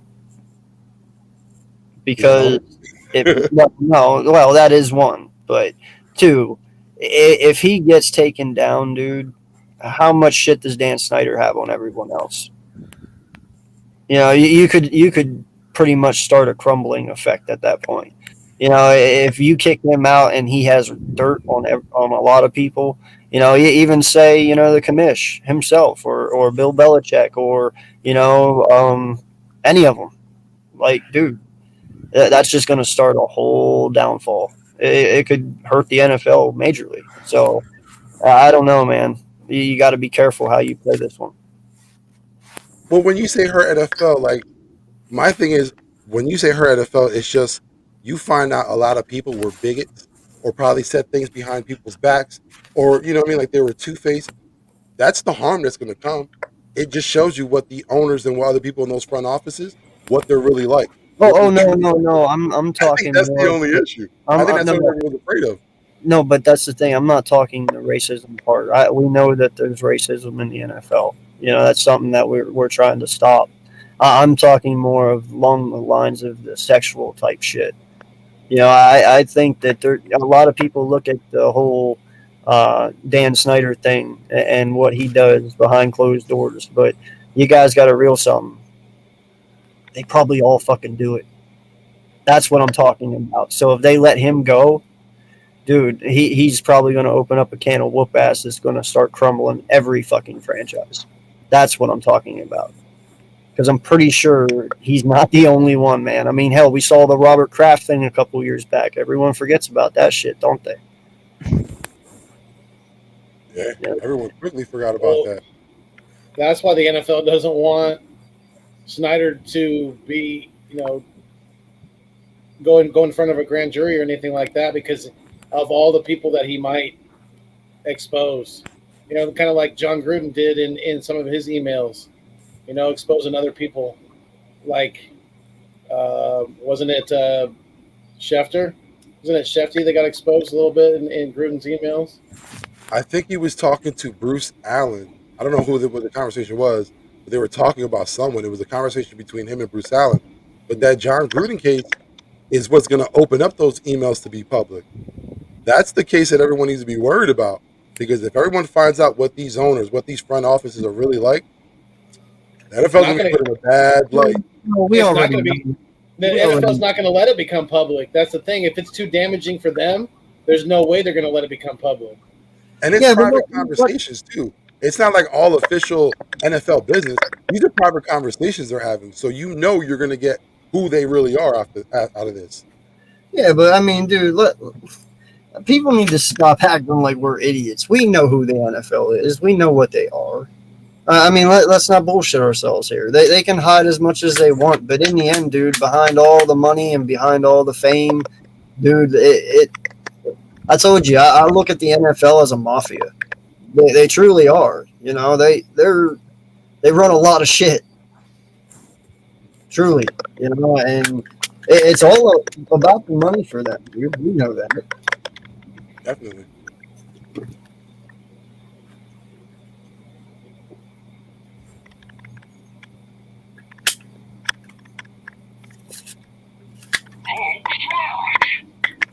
Oh, what was that? Oh, okay, I see what that. All right.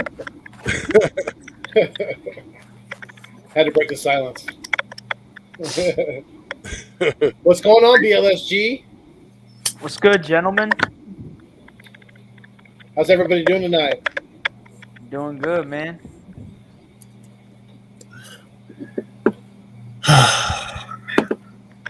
I really don't know what to talk about all of a sudden. I'm drawing a brain. Bring something up, AK. Nah, I'm just playing. Shit, I could always talk about Eagles. I mean, All day. this Well, what did y'all think about Jalen Hurts and AJ Brown today working out? I was about to. That's all. That's all. I don't really take too much.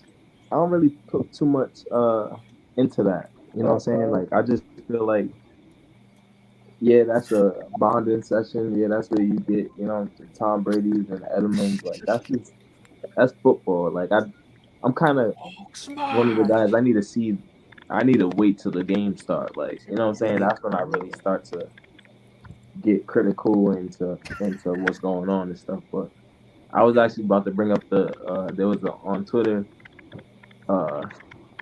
someone had brought up Eagles Mount Rushmore, and they had Andy Reid, Howie Roseman, I think Donovan, and then there was Brian Dawkins. Who else left? Hey, And I'm I on the was top, thinking, bro. Lovely. how did Howie Roseman make that cut? Man, Elliot Shore Park, man, like that's my greatest enemy in the world. He does things just to troll, just to get a reaction.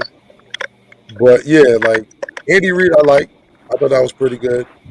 Dawkins, good. Donovan McNabb is arguable. I have my issues with Donovan. And Howie Roseman, like I don't know how he even thought of putting him up there.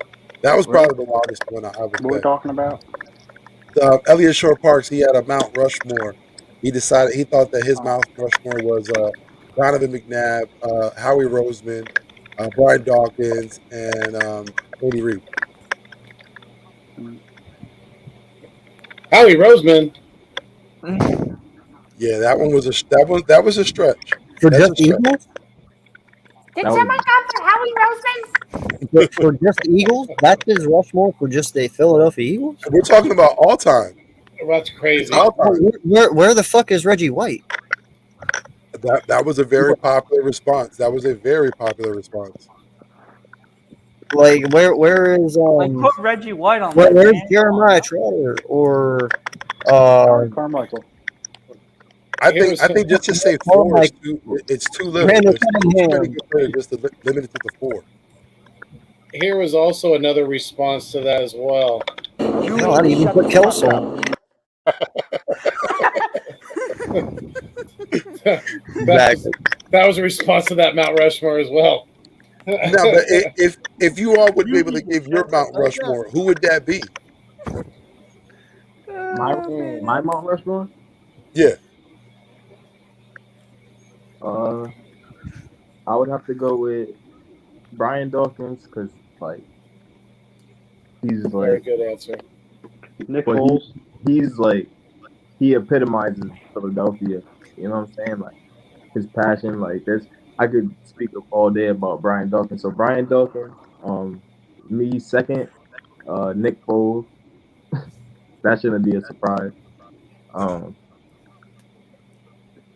Obviously for the main reasons of him being one of the focal points and really bringing us our first and only thus far. Third is the personal. I'm gonna put Brian Westbrook just because he was like, I feel like he was super underrated. Like he was so clutch for us. Like Brian Westbrook was, to me, he was amazing. To be honest with you, I thought he was a great back. And then fourth is kind of a toss up. But then I started to think about it, and I'm like, Jason Kelsey. We drafted him. We seen him literally turn into a gold jacket in front of our eyes. So I'll put Jason Kelsey there. I don't think I could go wrong with Jason Kelsey. Although you could name a lot of guys at that fourth spot, but he's a gold jacket, and I didn't witness the gold jackets. You know what I'm saying? Like the Reggie Whites, like all the Eagles greats before me. So this is personally for me. So I'm gonna put Jason Kelsey there. I like it a lot, especially the Kelsey pick, man. BLSG, what would be your Mount Rushmore? Well, let me get number one out of the way real quick. Number one, you gotta, for the love of God, you have to put Reggie White at number one, dude. That man right there, that grown ass man that literally had to play for the Philadelphia Eagles, even though he did end up going to the Packers too and did play there. But even though he played for multiple teams, you gotta put him on the Mount Rushmore. Number two, possibly the greatest safety in Philadelphia Eagles history, Brian Dawkins. You have to put that man up there. Possibly the greatest safety in Philadelphia Eagles history. If you leave Brian Dawkins out of that, you're literally smoking a pack. And then number three, Jason Daniel Kelsey. That's right. Again, I'm going to say it right now. The greatest center in Philadelphia Eagles history. The man that we drafted in the 6th round of the 2011 NFL draft, and currently now at the age of 34 years old, will remain as the greatest center in Philadelphia Eagles history. I have nobody beating out that grown-ass man in Kels. And number four, give me the Super Bowl 52 MVP, Nicholas Foles. Give me him at number four after he won that Super Bowl, after Carson Wentz went down, and everyone was down in the Philadelphia Eagles when they did not expect to win that Super Bowl. Everyone said that Nick Foles is washed. Nobody can catch the ball. Zach Ertz can't block. Brent Stokes too old. Everybody's all effed up. Nick Foles led us to that Super Bowl. And Ertz, thank you for that touchdown catch that actually stood as a catch and did not get pulled as a Des Bryant move. And I got Foles at 4. I mean, that's a good list. And both of you picked Nick Foles, which is interesting because Nick Foles is pretty much the topic. The biggest topic on that thread were the debate. Should he be on it? Should he not? His length of time as an Eagle. I have You him know, on it was it, only bro. that year. I got that grown man on it. I have him on the list. There's a lot of arguments for and against, but positive Philly. Let me get your Mount Rushmore. How many are there again? 5? 4. 5. 4. All right. Oh. Yeah. Brian Dawkins, of course. Howard. Oh, damn, it's tough. I want to put Howard Carmichael on there. I guess you got to put Reggie White on there. And see, it's tough because I want to put Nick Foles on there, but I also feel like Jason Kelsey deserves to be on there as well. So it is but tough. I'm gonna go with it's very tough. Kelsey or Foles, bro. Come on now. That should be a toss. That should be a no-brainer. Come on now. The guy who called Philly. Kels, bro. The guy who called the most. He said, "Let's go with Philly."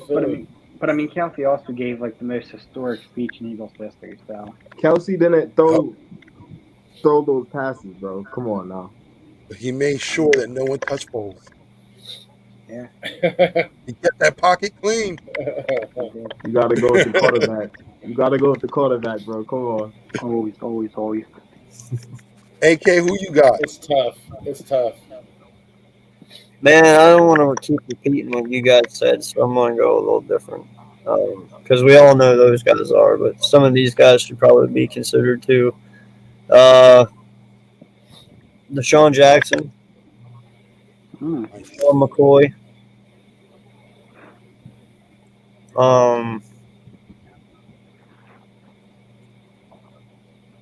Zach Ertz, and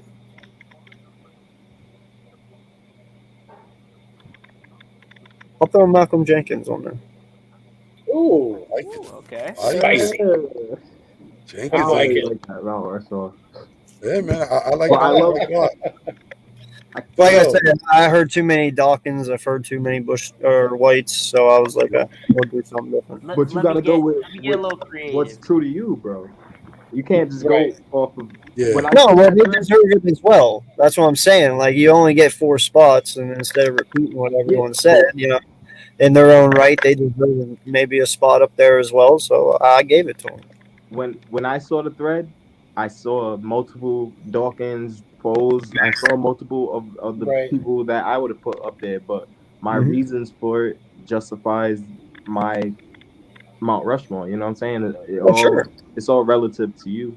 Well, I Yeah, mean, but- I look at it. Djax was a dominant force of Philly for a long time, especially in his young career. LaShawn McCoy did things for us not many halfbacks ever did. You know, I mean, you got Zach Ertz, who is our best tight end ever, and then you got Jenkins, who was arguably our main core piece to our Super Bowl run on defense. So, in our own way, they deserve to be there. But that defensive run was predicated off the defensive line,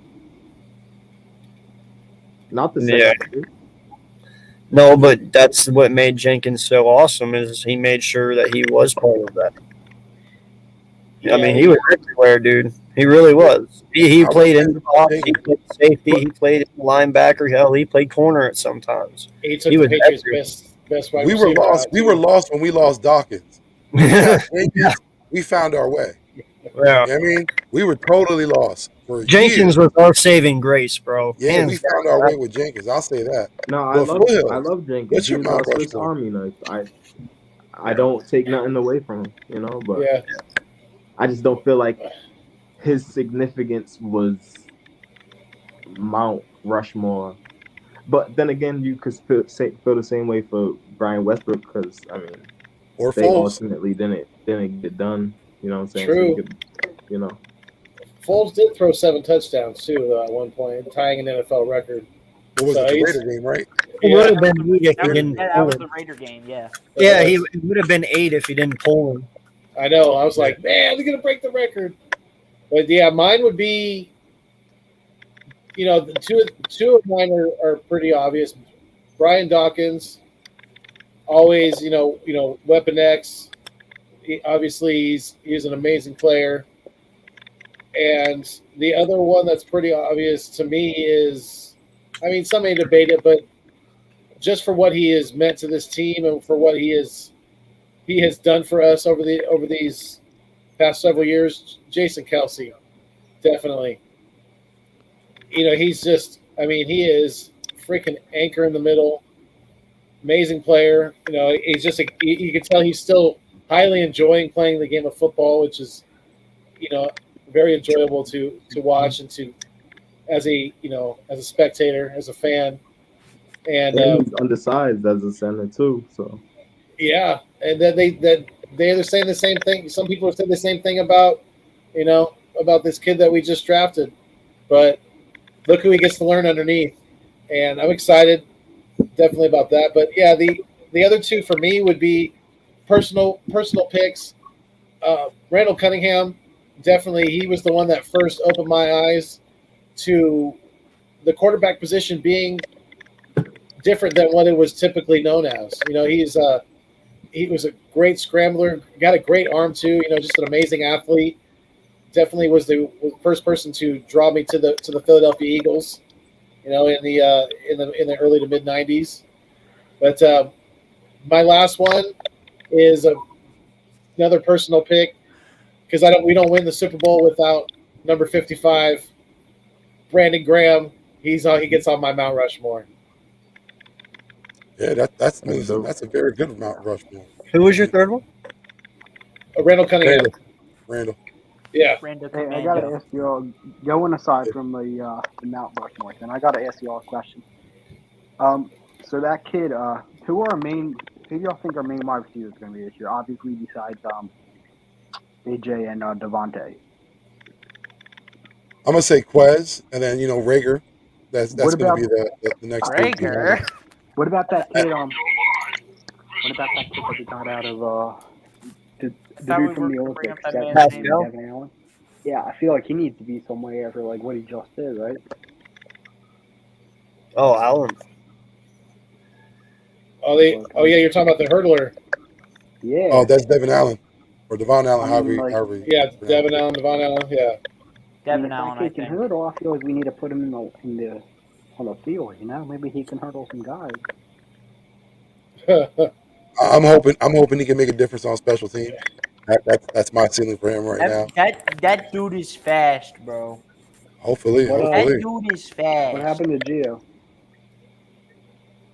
Gio's just taking some time off, dealing with some taking some personal time. Yeah. Yep. He'll be back with us sometime. He will. Hopefully next week. He is ready. Definitely.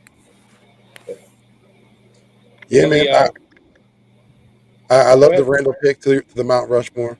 Like, for me growing up, man, like, Randall Cunningham was everything to me. Like, that was my icon. I still remember, like, when I was a kid, I had a Randall Cunningham plaque. And I would emulate how he would hold the ball. That's how I learned how to throw a football, just based off on how he would throw the football, how he would hold, where he would position his hands on the laces. You know what I mean? Like, he was the ultimate weapon. Like, I think he was a quarterback that was ahead of his time, and I think he's a quarterback that literally can play in any time in the NFL. He's that one generational player. You could put any time in any era in the NFL, Randall will kill it. Bro, you don't. Let's be honest, man. You don't have Michael Vick and Lamar Jackson and all these guys if it wasn't for Randall. Mm-hmm. Like, I mean, wasn't Warren Moon doing it as well at the same time? Nah, but he wasn't a runner. Warren was a straight passer, and he came through on Canadian League, and he did the USL. Warren Moon, he's a great guy to mention too because he trailblazed a lot. He is one of the reasons why you got to see a Randall Cunningham because of a Warren Moon out there. A Doug Williams is another guy who trailblazed. Yep. Those guys. I only brought his name. That way of Randall Cunningham to be out there. I only brought his name up because you guys are obviously older, and I didn't witness those type of quarterbacks. Obviously, I didn't witness that era.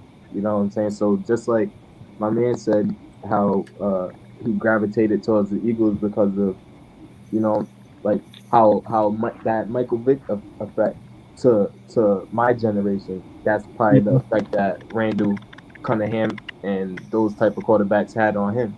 Seeing Michael Vick do what he did, like his swag, like me watching clips of Randall, like I could just see like his swagger was like kind of like it's timeless because I could still see that type of swagger like in today's game. Like I could see kind of like Michael Vick, like how he scrambles with the one hand, like he's holding the ball. Like I could see how he influenced the game and those quarterbacks. So I think it's dope, like hearing that. That's the reason how, Right, and Vic even had a bigger influence because he established himself as a huge icon athlete in Atlanta. Went to jail, served his time, and then shown that you can rehabilitate. You can committing doing bad things. It doesn't have to be the end of the story for you.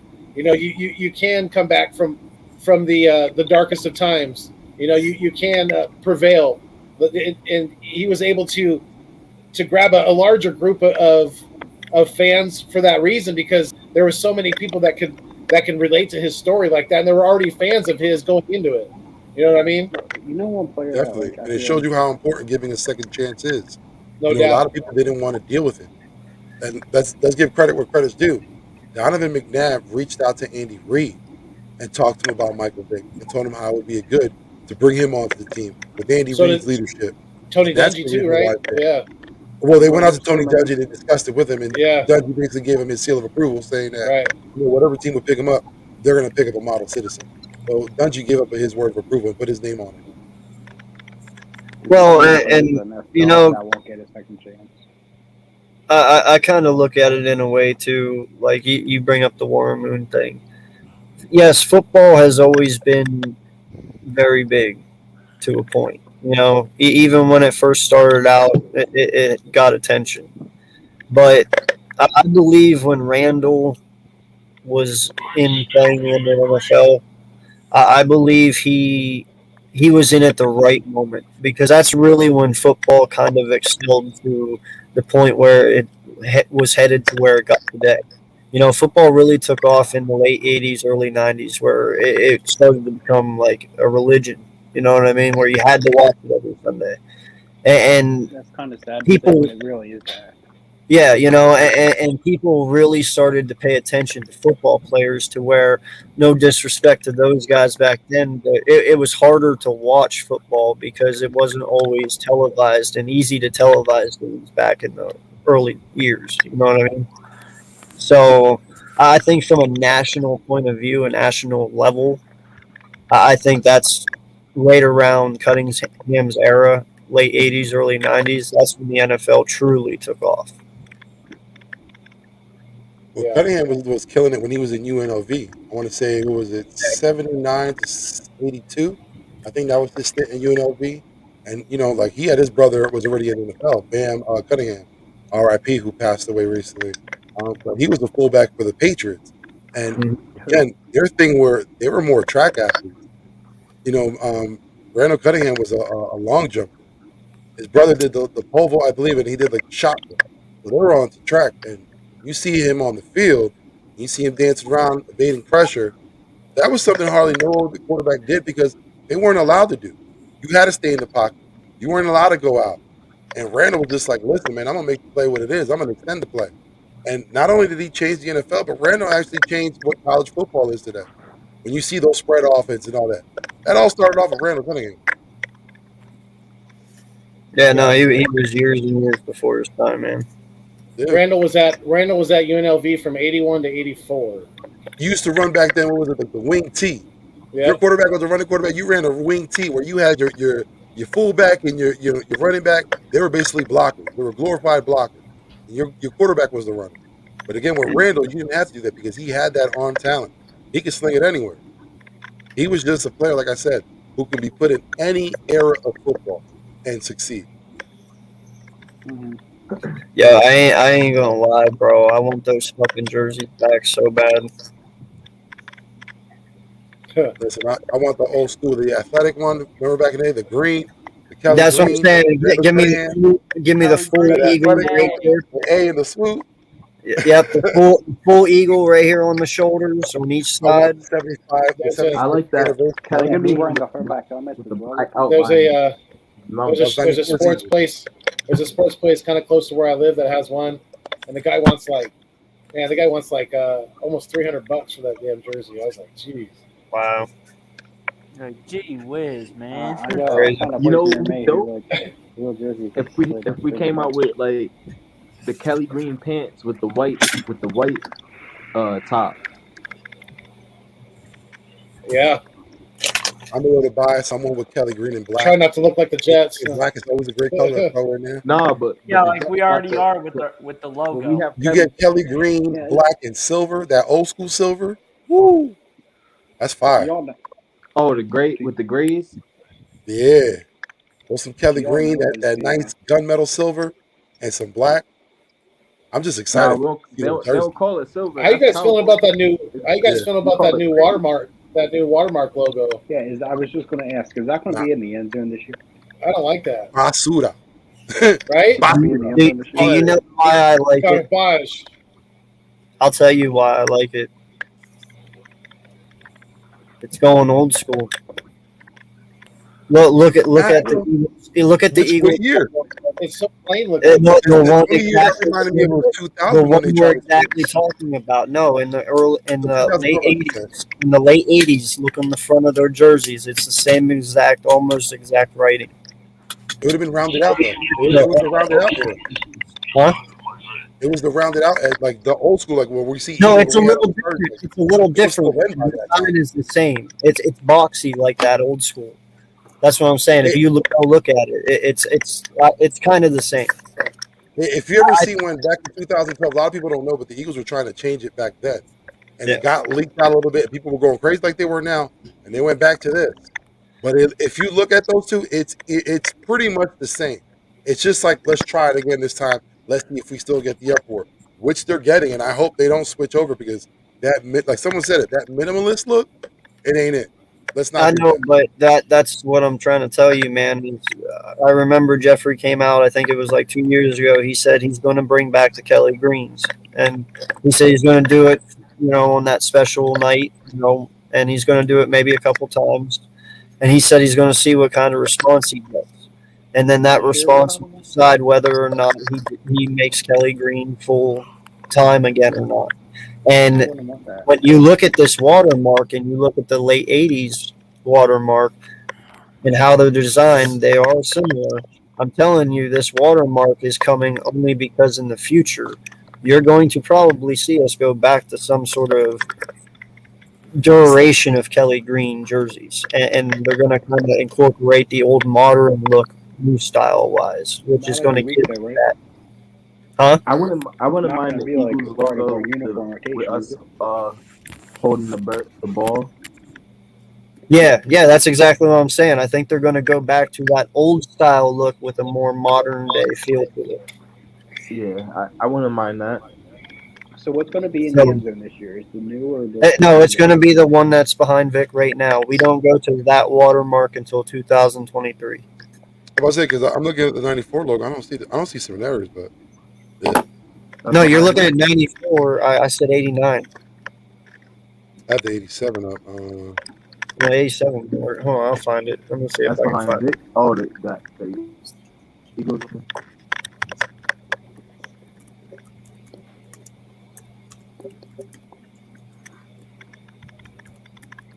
Yeah, it was pretty much this one. Training camp start? I don't know if you can see it off my camera and all, but that was '87 right there. Yeah. Yeah, that's the one I was thinking of. Like, it's more rounded out. If they went to something like that, I wouldn't be mad at that. But I don't know. I think this is what we've had for going on 20 years. I would say, if I'm not mistaken. Yeah. Don't like you said before in the top of the show. If it ain't broke, don't fix it. When does training camp start? What is it? The 27th of June? Okay. Yes, sir. Do you have your tickets for open practice yet? Yep. I'm trying to go. I want to try to go just to meet you. Oh, I appreciate that, man. But yeah, if I do go, I'll hit you up and definitely meet up and I'll have you meet my dad and all. What time?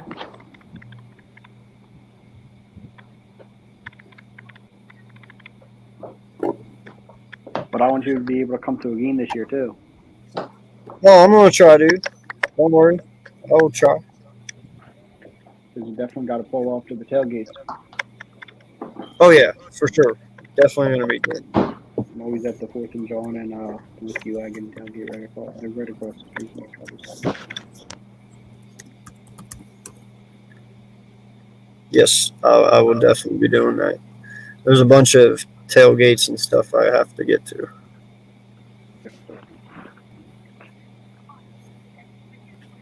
Hold on, sorry. What game you hoping to go to? For something. I'm not gonna be picky about it, honestly, bro. A game is a game, and it's gonna be fun no matter what.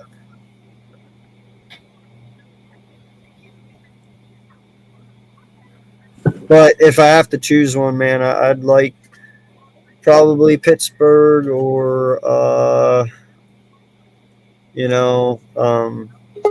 Green Bay or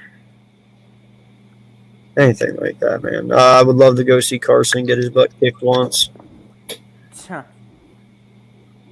Cool Hills, when you coming out to Philly, bro? Yeah, it is July 26th. I said 27th. I apologize. Eagles training camp starts July 26th. Yeah.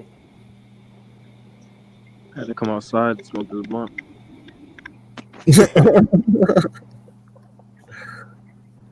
So let me get outside.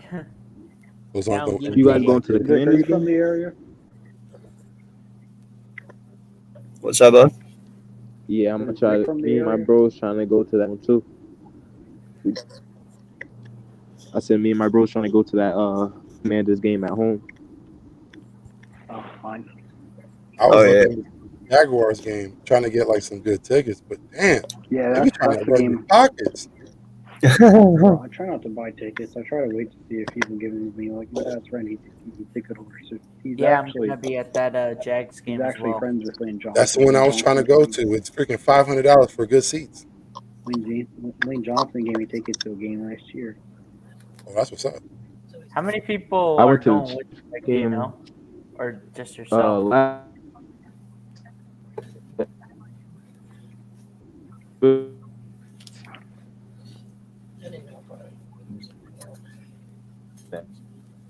end zone. Oh, I think you're breaking up, my guy. Who, Room Robinson? That blunt walk went too far. But hey, y'all, I'm gonna actually head out because it's getting late here. But yo, AK, I gotta hit you up. Remember I told y'all I wanted to talk to you. Yes, sir. You think we'll be able to work something out, or Just DM me, bud. all right, peace out, y'all. All right, later, Have a bud. good one, my guy. Appreciate you. Peace. I got a question for y'all. What's that? On a scale of 1 to 10, what do you think our Super Bowl chances are in like the next couple years? Because I feel like we're gunning for it. Like we don't make these moves not to try to compete for a championship. So I feel like they're banking on Jalen Hurts taking a major leap, and I think we're going for it either this year or next year. So I'm gonna put it at the chances of us getting there. I'm gonna put it at I want to say a 7, but I'm gonna put it at a 6.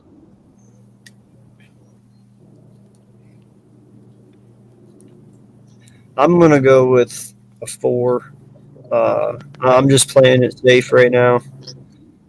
I say we got between a 2 and 3 year window here, to fool with. So I think we're definitely on the right track. We are right there, but we just got to see how it plays out, man. On paper, we can say anything right now, but until I see it on the field, man, I gotta just be safe about it. Yeah, I'm kind of agreeing with AK. I'm going with a 5 because, and keep in mind that the next few years we're not going to have the majority of these players apart from guys like Hassan Reddick, AJ Brown, everyone, pretty much all of our rookies too. Everybody else that we got, they were all in 1 year deals. This year is probably the best chance for the Eagles to come out and contend for a Super Bowl because they have all the pieces this year. They're not going to have all the pieces next year because the majority of these players that the Eagles got are on 1 year deals. So I'm saying a 5. Well, hey guys, I gotta get going. Apologize, I gotta cut it short, but No problem, AK. I think we are. I'm gonna have to head out too, so I think we might have to wrap this up a little early this week. Yeah, no problem. No problem. I got to get up early for work too. No problem at all. I appreciate you guys coming on. All right, bro. Y'all be smooth. All right, you too, man. Thank you for coming on, my friend. Yeah, man.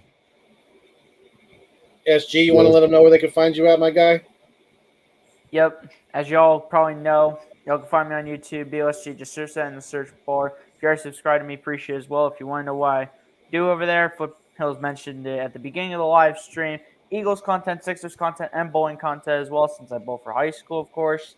And that's where you can find me over there for. Follow me on Twitter, BLSG20. Give your boy a follow. Just surpassed 100 followers on Twitter. Appreciate the 101 followers now because we had an extra follower, I think, today. But it is what it is. But yeah, man. Foothills Vic, appreciate it for having me on. AK, if you see this on the second time around, appreciate it for having me on as well. And as always, man, fly goes fly. Let's see what we can do.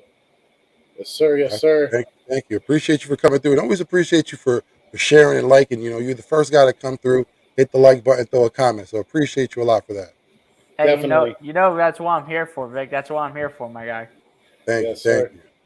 And you guys make sure that if you're not already, please make sure you're locked in. Subscribe to my guy here, Vic3, my co-host of the East Meets West. If you make sure you hit the thumbs up on all 3 channels tonight for us. Really, really appreciate it. It helps push the content out there. Make sure you're subscribed to AK's channel as well. He's doing big things with the Hardcore Sports Network. and all that. So check that out. It's coming soon. Definitely, you guys. So until next time, we fly until we die. Stay mean, stay green. Thanks for viewing us on your screen. But most importantly, like I always say, keep it fuego. And we out, y'all. Peace. Love and appreciate each and every one of you. Thank you guys, all you guys in the chat tonight. The chat was awesome. It was popping. You guys kept it going for us. We really, really appreciate it. All you guys, like I always say, the food and the water, each and every one of you, you guys keep us going. We're going to keep it going for you. Love you guys so much. Thank you for being with us tonight. Fly, Eagles, fly. Yes, sir. Always.